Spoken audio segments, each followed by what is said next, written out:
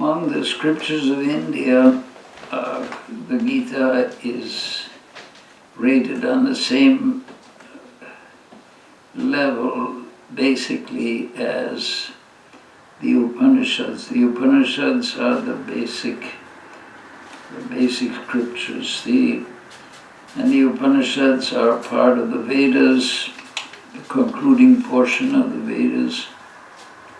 Each of the 4 Vedas has Upanishads that are considered to be teaching the essence of what these ancient scriptures are supposed to teach. And the age is not known, but it's certainly going to be several thousand years before the Christian era. So it would go back probably from here 4,000, 5,000 years. We don't know exactly when these scriptures originated, but the fact that they have been studied and appreciated for all these 4,000 years, 5,000 years, and they have only, their authority has only grown in that time. Because by following these teachings, people have realized profound spiritual truths. So great respect is shown to these scriptures, the Vedas, and the concluding portion of the Vedas is called the Vedanta. The end of the Vedas, the concluding portion, and they're in a usually very brief or sometimes more elaborate form, these teachings are given. And by following these teachings now for this long period of time, again and again, spiritual truths have been experienced by the people who followed these teachings, and so their authority has become very important, supreme in the philosophical thought of India. Now, the Bhagavad Gita is also called an Upanishad because it is the teaching of a very great sage, Sri Krishna, who is considered an incarnation of that divine, ultimate divine principle, an incarnation of God. And since the time of the Gita, which is not known exactly, but certainly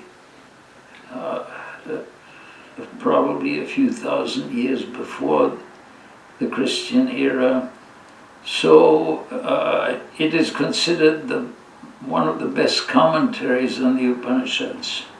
So the authority of the Bhagavad Gita is very much on the same level as the authority of the Upanishads. And as a matter of fact, at the end of each chapter,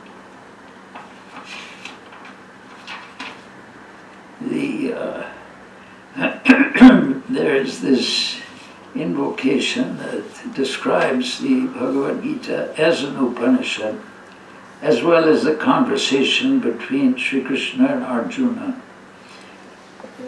The Arjuna, the student, Sri Krishna as the incarnation of God, the incarnation of the divine principle, who was the teacher. So that is the level of the greatness that is seen in the Bhagavad Gita. Now, the question is, what in principle does the Gita teach? So I've chosen certain verses that are illustrative of the basic teachings of Vedanta as a whole and of the Bhagavad Gita in particular.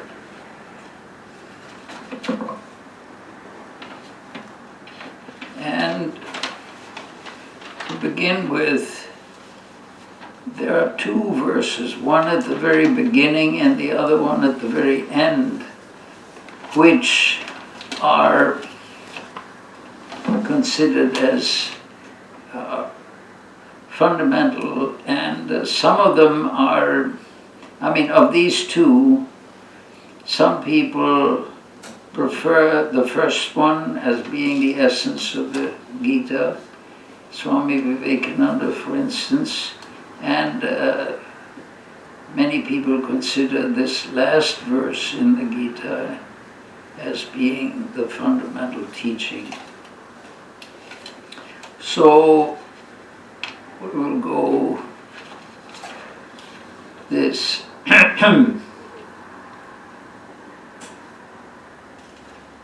So the story, of course, is also important to understand that there was a battle between two ancient families in which one group of people had been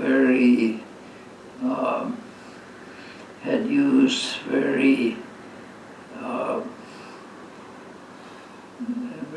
unfortunate tactics to try to essentially to crush the opposite group, and they had done a lot of very reprehensible things, and a war was now started between these two groups. And the leader of one of the armies has a story connected with that also, but we won't go into that right now.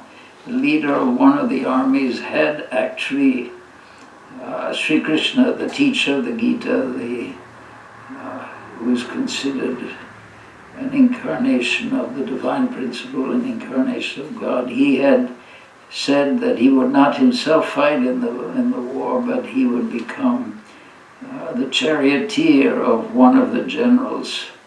So this general, Arjuna, Sri Krishna had become his charioteer. And so before the battle, Arjuna asked Sri Krishna to drive this chariot into between the two armies that are getting ready to fight. And knowing that they will be destroyed by the other side, they were about of equal strength, although the numbers were different. The numbers of adherents on each side were different, but basically they would destroy each other. So Arjuna asked Sri Krishna to drive the chariot in between these two armies so that he can see who it is that he's going to have to fight. And knowing that these two armies will annihilate each other, essentially. So, but then when Arjuna sees who it is that's in the opposite army whom he will have to fight, he finds all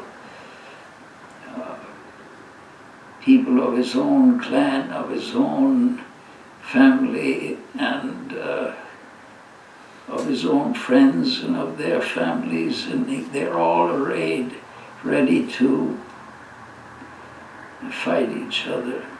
So he says no, he will not fight.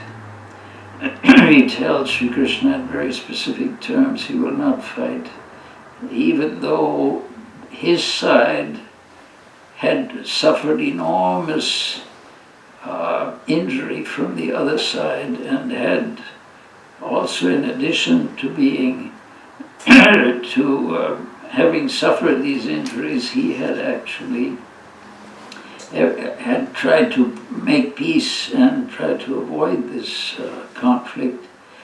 That had not been possible, so now war had become inevitable. So you can see it's a terrible situation. It's a ghastly situation. If you find yourself in that position, what would you do? So Sri Krishna says that he is not going to fight. Now, Arjuna says he's not going to fight. So Sri Krishna, who is the teacher of the Gita, who is considered as an incarnation of God, an incarnation of the divine principle, what was his reaction to Arjuna's refusal to fight? Now, we have to remember that this battle of Kurukshetra is a miniature of our own lives. And so, in other words, we're faced with all sorts of obstacles, and we may be faced with all sorts of unpleasant choices. How do we choose? How do we conduct our life? Arjuna says he's not going to fight. He's going to the Himalayas. He's going to live a life of retirement. It's better for him to live a life of retirement, renounces the kingdom instead of fighting. So Sri Krishna, how is Sri Krishna the teacher, the guru, the guide? How is he going to answer that? Is he going to say, oh yes, I understand, of course, this is a terrible choice that you have to make. Yes, he's going to encourage Arjuna to, because if Arjuna leaves the fight's not going to take place. These people will essentially surrender and the others will take over. So what is Sri Krishna's answer to this? A terrible situation, a terrible conflict that has been brought out of, every attempt has been made by Arjuna to avoid this conflict, but the conflict has come anyway. And now he says that he's going to retire, he doesn't want to go through with it. How is Sri Krishna? This is us, you could say. This is our life. This is us facing the challenges of life. Sometimes we have to face some very difficult choices, some very unpleasant situations. What are we going to do? How are we going to lead our lives in the face of desperate challenges? And he says he's not going to fight because so many people are going to be injured, so many people are going to be killed. He's not going to fight, he's going to let these are murderers that he's facing, people who tried to kill him and to wipe out his whole family. And he's not going to, it's better to simply live go off into the mountains and renounce all of this. How is Sri Krishna going to answer? If we are in a similar situation, how would Sri Krishna advise us to face this? So, this in a very surprising verse, the second verse of the second chapter, Sri Krishna challenges Arjuna in a very powerful, significant, amazingly powerful way. He's giving a message to all of us. How do we face the problems of life? Do we run away from them, or do we face them squarely and handle them head on? Kutastva kashmalamidam vishame samupastitam. You can hear it from the Sanskrit how Sri Krishna is just blasting Arjuna for his weakness. Kutastva kashmalamidam vishame samupastitam. That is, it's just like a shower of freezing water that is being thrown upon upon Arjuna. where kutastva, where from on you has come this this despicable this despicable attitude, this weakness, where has this come from? And that is also, that is a message to all of us. Amid the challenges of life, are we going to face them in one way, positively head on, or are we going to say, okay, this is too much, I'd much rather retire off into a spiritual place and simply live in contemplation. I'm not going to fight in this world for what I think is proper and right and just. It's too much.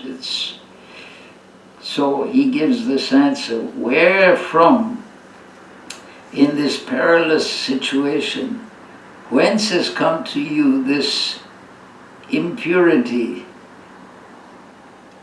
It's only, and who is it who answers the way you have answered? Anarya drushtam aswargyam akirtikaram Arjuna. Who is it who entertains that type of an attitude? It's entertained by unenlightened persons. This attitude does not lead to heaven, and this attitude brings only infamy. An Arya drushtam, Arya was considered the noble persons. This is not worthy of a noble person, this type of attitude. With a noble ancestry, an Arya drushtam, it is not worthy of a noble person. Aswargyam, it is not something that's going to lead you to a higher realm, to a divine realm. Akirtikaram, it is not meant for someone who is concerned with with how he appears in this world to others, to his own children, for instance. It's not worthy of that. It's a despicable attitude that you have. That's what he's saying. This is not worthy of you. Klabyam asmagamah parta naita tvayupapadyate. This is not worthy of you. Kshudram, that means despicable. Kshudram hridaya darbalyam, this weakness of heart, this despicable weakness of heart. Tyaktvo tishta parantapasa, give this up. O you who are actually the Parantapa, the conqueror of your enemies. Why do you give in to your enemies like this? So, Swami Vivekananda thought this particular verse was the basic, the most important message of the Gita. In other words, face life. Whatever the situation, face it. It may be terrible, it may be horrible in so many ways, but face it as a strong and determined person. So his Swami Vivekananda's point was to wake people up. Wake people up to their own inner glory, to their own inner perfection. And all these, fight the battle of life. Life brings all sorts of challenges, all sorts of difficulties. But they have to be met with strength. Strength is what Swami Vivekananda has said again and again. Strength is what the Upanishads preach to me from every page. Strength is my message to the modern world. Strength is what is needed. Strength in every circumstance. Strength in fighting external problems. Strength in fighting our own internal problems. Some people have grave internal problems psychologically or physically. They have to be faced with strength. The first medicine, before you take aspirin, before you take all these pills and so forth that the doctors prescribe, the first medicine you should take is strength. That was the point. You should have that an inner, a hard, inner, unbreakable, unshakable core of inner strength. That is the Swami Vivekananda thought that was the prime message of the Gita. Strength in facing everything. And nowadays, so much, so many challenges out there in front of us. How do you face them? Strength is the medicine. Swamiji said, strength is the medicine for the world's disease. Strength is is what the weak need to fight off the strong. Strength is what the persecuted need to fight off the persecutors. He was looking at this present world, so that was his. He said, "This is my message." Now, that's the first teaching verse in the beginning of the teaching section of the Gita. Other people have said that this other verse, the last verse of the Gita, is the essence of the Gita. And what is this last verse? After this is the last teaching section. After this, in the Gita, there are a few additional verses, but the main teaching is ended with this verse. Sarvadharman parityajya mam ekam sharanam vraja. So, sarvadharman, all dharmas, surrender or give up all other paths, all other methods, all other instructions if you want to get to the essence of the teaching. Sarvadharman parityajya. Okay. What should you accept? Mam ekam sharanam vraja. Take refuge in mam ekam, me alone, me one, me alone. Take refuge in me alone. Who is this me? This is, thank you, this me is the divine reality within each one of us, which is seen externally as a divine incarnation, as a great, as a reality that is taught in the scriptures. But here Sri Krishna is seeing himself as that, as embodying that divine reality. So, surrender all these, give up all these other attempts. At the end of everything you've been attempting all your life, to do this, to do that, to understand this, to realize this, to perfect yourself this way, perfect yourself that way. All of that has been wonderful, has been very effective, and has given us tremendous benefit. But how do you summarize all this? What is the central thing that you're trying to realize, to understand, to experience? That is the reality of God. So all these other methods that have been advocated in the Gita, this is the 18th chapter, starts from the 2nd chapter. So for 17 chapters, you have, many different yogas have been taught, many different paths have been taught. Now, the summary, at that point, what is Sri Krishna's advice? If you cannot practice those, if you are at the point where you want the essence, the heart of the teaching, the heart of the teaching to gain that inner light, that inner understanding, that inner realization of the truth of things, of the reality of things. And you are at the point now, what should I do? I have not realized that, what should I do? Give up all of these. These have been useful, they have a function. Sri Krishna has in detail recommended all these things himself. But when it comes to the end of things, they have contributed their part. All these other dharmas, these other paths have contributed their own parts. They have benefited, they've given us all their benefit. But at the end, when we want to summarize it, what should we do? Give up all of these for, at this point, Sarvadharma Parityajya, and what should you do?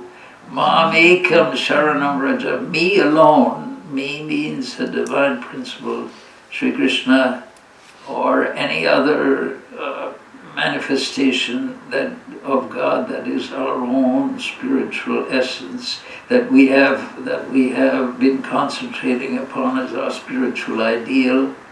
Each one of us is asked to choose a divine reality as the center of our concentration, as the center of our life, as what we're trying to embody in this life. Give up all different forms of sadhana and take refuge in that alone. And what will that do? That central core of truth that we've been trying to reach, just take refuge in that alone. Aham tva sarvapapebhyo mokshayishyami ma shuchaha. I, aham, tva, you, aham tva sarvapapebhyo, from all sins, all inadequacies, all uncertainties, mokshayishyami, I will cause you to be freed from moksha. I will cause you to be freed from all of them. Do not grieve. Now that is the most hopeful final instruction of Sri Krishna. That you have tried all of these other things. They were all good. All the dharmas that have been, the instructions that have been given and that you have tried to follow, that is wonderful. That is, they have accomplished a great deal for us. But when it finally comes, you come to the last moment, you want, this is the time now for realization. I've tried so many things now, I'm desperately intent on getting that final understanding, that final realization. Take refuge in that spiritual ideal alone. All these other paths are a preparation for this. But when it comes to the final thing, Mam ekam sharanam raja, that means that God alone, that is our own spiritual ideal. Just take refuge in that. You try to do karma yoga, you try to do worship and all of this bhakti yoga, you try to do jnana yoga by analysis, you try to do raja yoga by meditation. All these things have been tried. What is the final, okay, I've tried all these things, I have absorbed myself in all these spiritual practices. Somehow that ultimate has not come, or maybe I have not done as much as I should. I have not engaged myself as much in these things as I should. But now I'm coming to the point of desperation. I want some light, I want some fulfillment. Then that is take refuge in God alone. I've tried everything, now you help me. That is the idea. And what will that divine principle do? That divine principle will finish the job. You've struggled, but you have not gotten anywhere. That is the ultimate question that people ask is, okay, I've tried all these things, but I don't feel like I'm I have succeeded. I don't find that truth. I don't find that ultimate experience. I don't find that depth that I'm looking for. So what should I do? Take refuge in that, whatever our spiritual ideal is, Sri Krishna. Whatever our spiritual ideal is, take refuge in that. Simply by taking refuge. This is a very profound thing. The whole Buddhist approach is governed by these three things. Buddhists are supposed to take three refuges. Buddham Sharanam Gacchami. I take refuge in the Buddha.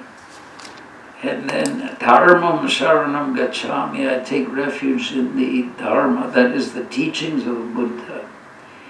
And then Sangam Charanam Gacchami. I take refuge in the order, in the monastic order. Not only monastic order, but also the order of all the devotees together. There is two monastic orders, one of brothers, one of sisters. There's the men's order, the women's order, the two orders. The third order is all the devotees. I take refuge in that, the Sangha, the gathering of all devotees. But the first one is Buddham Sharanam Gacchami. Buddha teaches so many things, but the ultimate thing that all Buddhists are supposed to do is take those three refuges. The first one is take refuge in the Buddha. And that is a great psychological truth, that we've tried so many things, so many paths are there, we've tried them all, but ultimately, when we find we have not reached a point of satisfaction, just taking refuge in the spiritual reality, in the spiritual teacher, that itself accomplishes what we haven't so far by our own effort, by our own struggles been able to accomplish. Finally, surrender to God. It's like the child having had to do his all the assignments that he was asked to do, and he's struggling in so many different ways. Finally, he runs to his mother and just takes refuge in her.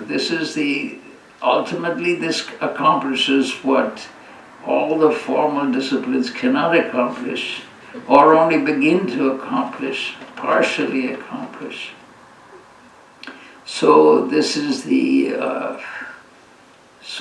first verse, get up on your feet and do something. And then the last verse, now you've tried everything, now self-surrender is the goal, is the thing that ought to be done. So the first verse and the last verse are very significant in terms of the teachings of the Gita. Now,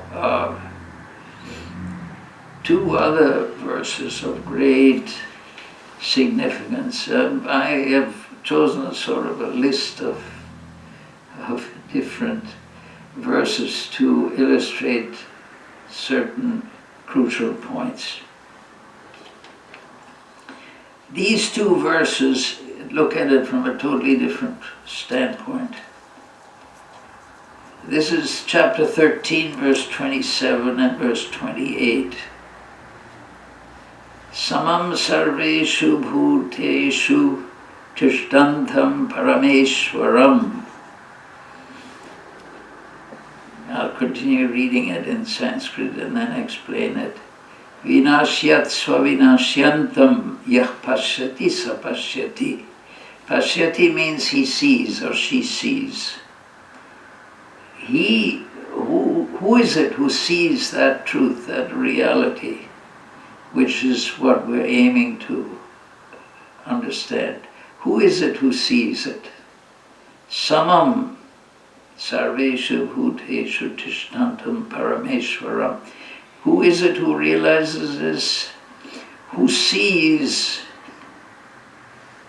Parameshwara, the Supreme Lord.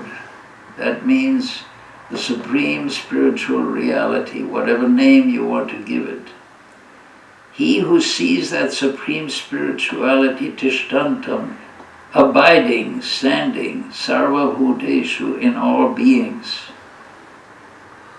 He who sees that supreme reality, which is what we are aiming for. He who sees that reality which everyone is aiming for, sees it in all beings.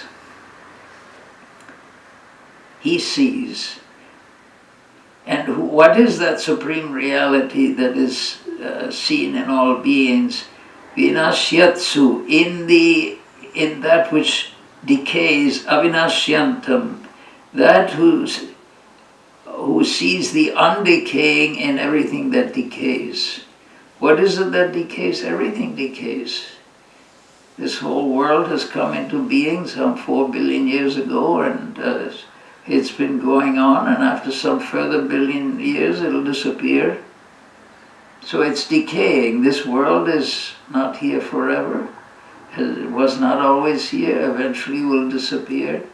And everything within this world is decaying. It's built up now, and then it decays and disappears. But within that which decays and disappears is that which does not decay and does not disappear. That is what we have to find. He who manages to see that, to see the undecaying in that, in everything that decays, in other words, in every perception, to see that undecaying reality in every perception, he who sees that, he really sees. And the second verse, the next verse, 28, 13, 28, samam pasyan hi sarvatra samavastitam ishvaram. Now, seeing pasyan, seeing samam in the same way, sarvatra, everywhere, samavastitam ishvaram, that Ishvara, that means that divine reality, samavastitam, avastita means established, sta is to stand, to be established in avasthitam, to be standing firmly, avasthitam. Samam, again, sama means the same. That sama idea is constantly being repeated in this verse. Samam pasyan hi sarvatra samavasthitam. You see how that word sam comes again and again? That word sama, in the same way, Sri Krishna is insisting in a powerful way that one should see that same reality abiding everywhere, all the time, without exception.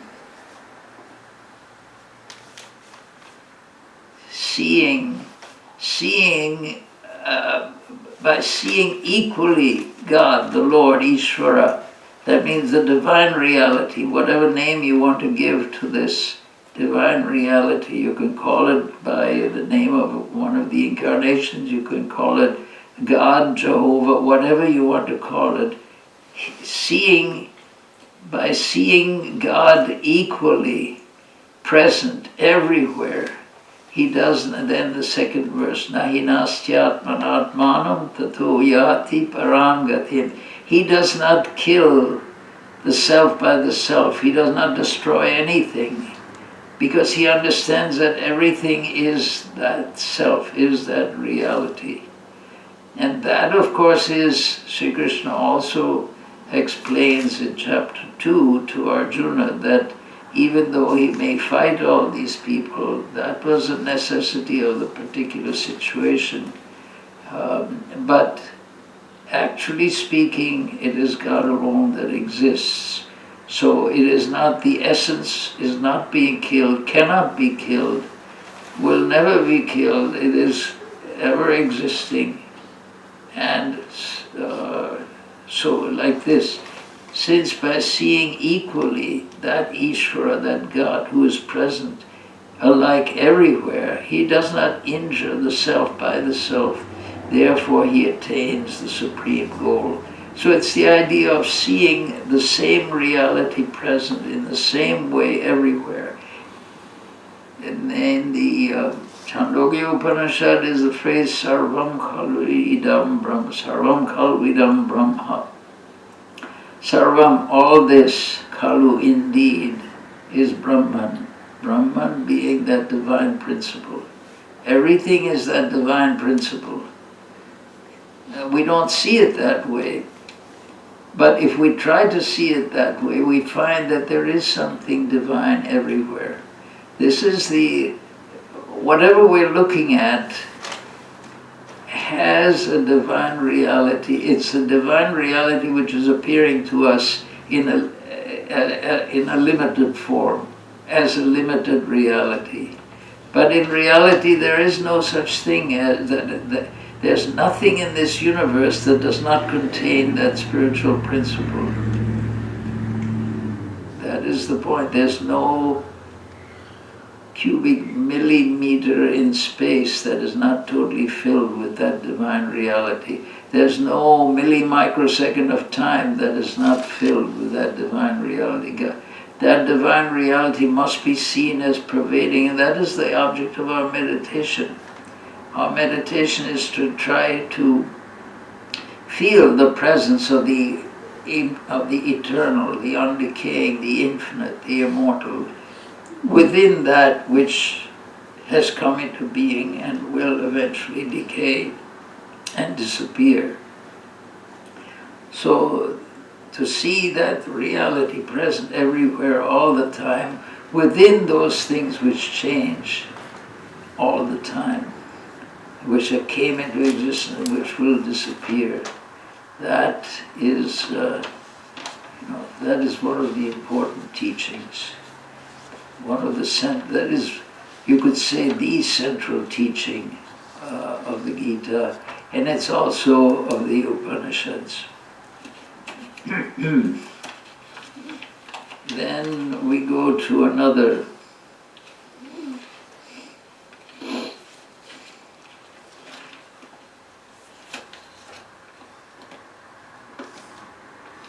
This is again in the same strain. This is chapter 6, verse 29. Sarvabhutastam sarvabhutani chatmani ikshate yoga yuktatma sarvatra samadarshanaha. So who is it? It's the same, using that same principle. Sarvabhutas, all beings, stam, standing, abiding, atmanam. This is again the advice to see the Atman, the divine principle, God, the divinity, present, sarvabhutastam atmanam. Be as abiding in all beings, seeing that within all beings there is that divine reality. Sarvabhutani chatmani. The divine reality is present in all beings, and all beings are present in that. Seeing that, ikshate, seeing that, he who sees that. Yoga yuktatma sarvatra samadarshanaha. Samadarshana, he sees that sameness everywhere. He sees the same reality everywhere. Sarvatra, in all cases, everywhere. Yoga Yuktatma, a person who is devoted to the Atman, who is devoted to that spiritual reality, he will see that reality everywhere. If you're devoted to God, if you're devoted to the spiritual reality that's at the heart of everything, if you're devoted to that, and if you see, you should be able to see that everywhere, in all things, sarvatra samadarshana, being everywhere, being same, achieving that same-sightedness everywhere. The point is that every perception is a perception of God. That is the powerful statement that is made. Every perception is a perception of that divine reality. You cannot perceive anything that is not totally filled with a divine, undecaying, eternal, infinite principle. We don't see it. You say, well, I'm not seeing anything. All I see is physical objects and people, beings, and I'm also inferring the presence of a mind in all of this. In other words, I see certain things physically, I infer certain things psychologically. That's all I'm aware of. But there is another thing inside that, beyond the body and beyond the mind, in each one of us, and in every perception. There is something else there which has to be seen. And when that is seen, then one understands what is real here in this universe, by seeing that same reality everywhere. In every perception, we're looking at God. We don't see it, we see limited things, we see this, we see that, we don't see God anywhere. But that is because we're not trying to see God everywhere. We should, these ancient sages who have been teaching this, they have seen this and they have seen the truth of that. They're encouraging us that if we also try to perceive that which they have perceived, we will achieve utter, total fulfillment. Because if you see that everything that you're looking at, every perception, every thought, is filled with divinity, is a thought, if you see that infinite present everywhere, how can you help but having reached that total satisfaction? Because what you're perceiving is something which has never come into being and which will never disappear.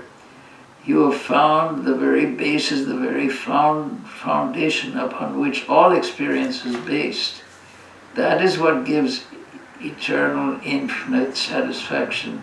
Even your own departure becomes no longer possible because you've seen divinity within yourself also. You become identified with that divinity, you become identified with something which does not decay, which was never born and will never die. This is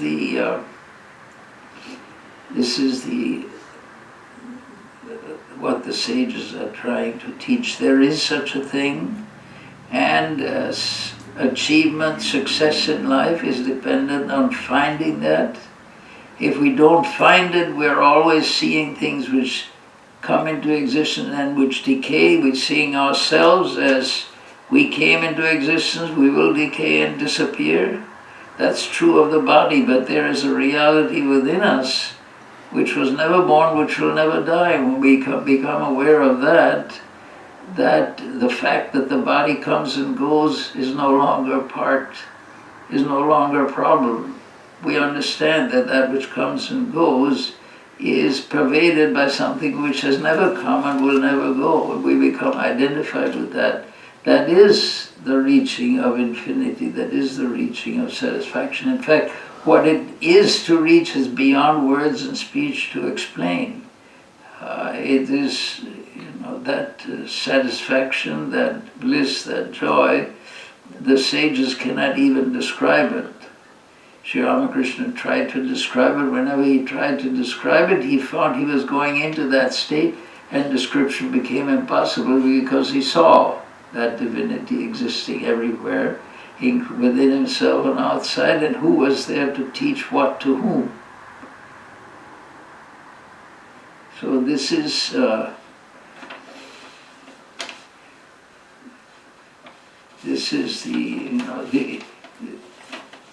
I will stop now for the know, just because I could go on, I've got another series, whole series of verses that indicate the, certain other important teachings of the Gita. But I think now maybe if we have questions, what do you say?